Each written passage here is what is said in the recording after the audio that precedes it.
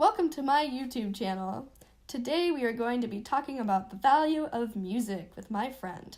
So, Josephine, what do you think about music? Music is cool and all, but let's be honest, if music ceased to exist, we would all be fine. Okay, I get what you're saying, but let me offer you another idea. Alright, show me what you've got. So let me ask you this, where did music come from? I don't know. I guess I've never thought about that. That's okay. Scientists don't know for sure either and have been thinking about that question for a long time. Music is a bit of a curiosity, isn't it? What do you mean? Well, if music isn't essential to our survival and could be quote unquote removed, as you said, or would cease to exist, then why does it exist in the first place? And why is art still created even in situations where people's survival is at stake? Like when?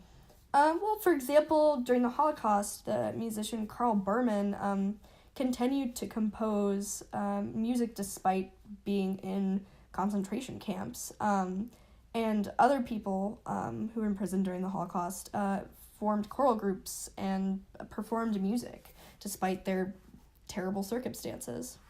Oh, wow. Yeah, it's pretty crazy. I think personally it speaks to the importance of music as an expression of humanity in times of inhumanity. I suppose so, but why? Right, that's like the question, isn't it? Why music? So there have been many theories proposed about where music comes from, but here's a few I think hold up. So the adaptionist theory ascertains that music is an evolutionary adaptation because of its complexity.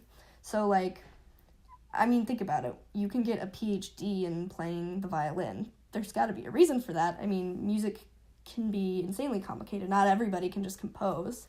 But also its effect on infants. So, think about we sing to babies to lull them to sleep. And babies are kind of seen as, or infants are seen as if infants react to something, it's kind of deemed as an important thing.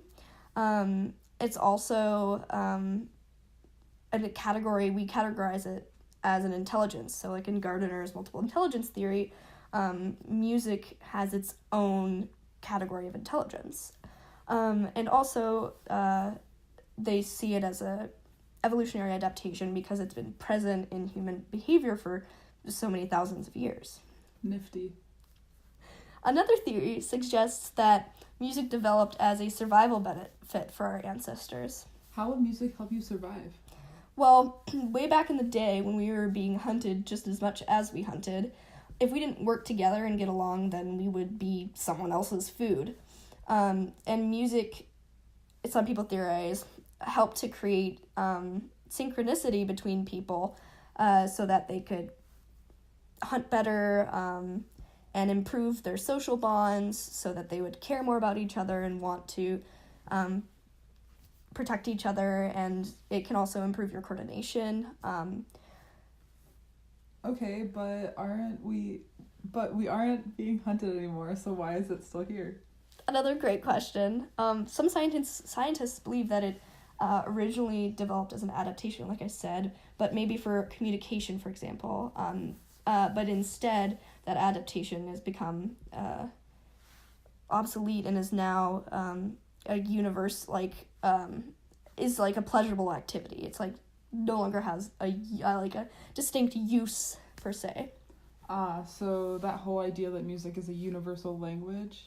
Not quite. Music is present in some form in nearly every culture in the world, but at the end of the day, music doesn't actually communicate thought or intention because it's too abstract. So, for example, I can't ask you to get me a glass of water just by playing the piano no matter how hard I try.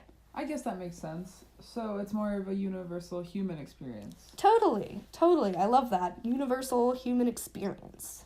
Alright, so I get that music is important for expressing yourself and interacting with other people, but it's still fairly obsolete to our society today. Like you said, it's more of a pleasurable activity now. It's not like it's advancing our technology or something like that. It's funny you say that, actually. Oh boy, you're gonna disprove me again, aren't you? Well, yes. Do your worst. Okay, so most people assume that the further development of technology comes before the development of music and other arts. But historically, the artistic value of an object was praised many times before it became a tool, or they kind of existed together. I hate to ask, like what? Well, the wheel, pretty famous invention, was actually used for religious objects and ceremonies and as a toy before it was ever used for travel. Wild. But what about music? So CDs, actually, even though we don't really use them anymore, are a great example of technology and art working together. Like, at first, CDs were used for musical applications, but then people realized that they could store text and video on them as well, and voila, all of a sudden, we could store so much more than just music, and we have been getting better and better at data storage ever since, which means that the whole reason we have computers, partly, is because we can store so many things on it, and our phones, and that all originally kind of started to come about because people wanted to listen to music. Okay, I have to admit that is pretty cool. Yeah, I think in general, people forget about how present music is in our daily lives. They tend to be dismissive of it. I always think, like, why do we value science so highly, but not music? I mean, music affects people from birth to death and can even be used as a therapeutic tool to influence non-musical aspects of people's lives through the help of a qualified music therapist. Yeah, that makes sense. I think, ultimately, if music disappeared tomorrow, sure, like you said, we would all probably get along fine. I mean, nothing terrible would happen. We wouldn't die. But I think the race, like, I think we'd lose a lot of our humanity and our ability to express ourselves in the process. And, like, why don't we think that's important? Ooh.